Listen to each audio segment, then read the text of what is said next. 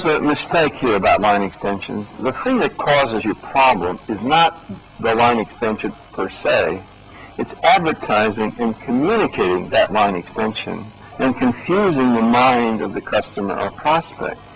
The first thing a company should do is to focus their advertising on a single product or service. It's not so important exactly what they manufacture and sell. The most important thing here is the advertising.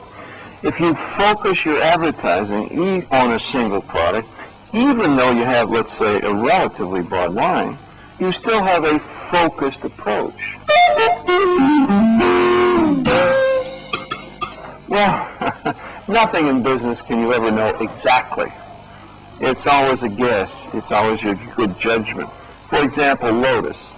Lotus got started in spreadsheets. But the spreadsheet business is kind of a commodity.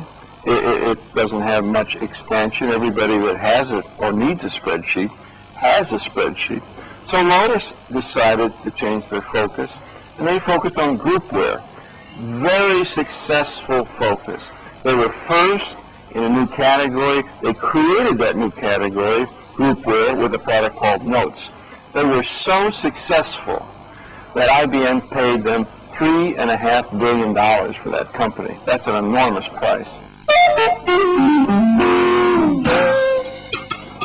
Well, you see, most advertising agencies believe in the power of creativity.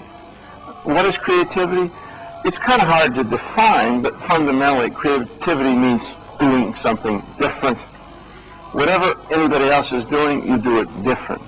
So, in a sense, they're looking for maybe wild and crazy ways to say things, and yet, you see, focus and all those other positioning concepts are based on simple ideas like being first, like creating a new category.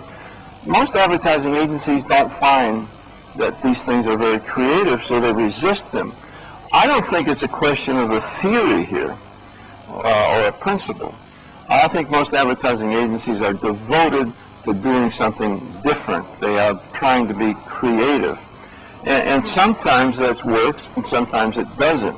In other words, what I'm saying is it doesn't really matter whether an ad is creative or not. The thing that matters is whether the ad establishes the right focus for a company inside the mind. And then it could be very uncreative and still be very successful. Oh, it has to be the entire company, and it has to be led by the chief executive or the CEO. A company today cannot be successful unless the chief executive is a good marketing person. I mean, that is crucial.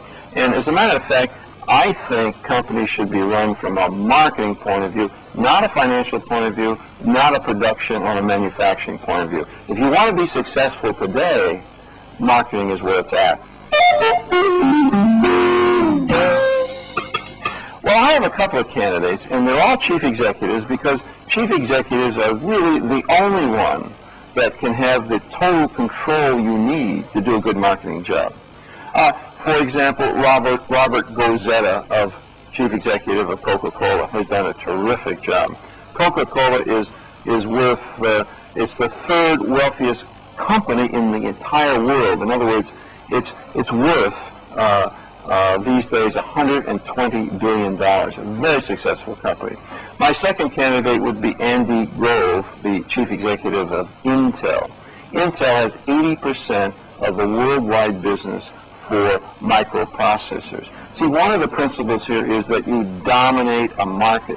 When you dominate a market, you become very, very, very powerful. And I would have to say Bill Gates, although he's made some mistakes, Bill Gates has 90% of the operating system business, the desktop computer operating system business in the entire world. That is really powerful.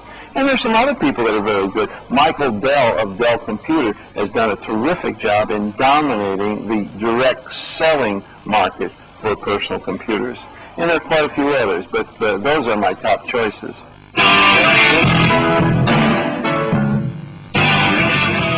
These are the laws of marketing.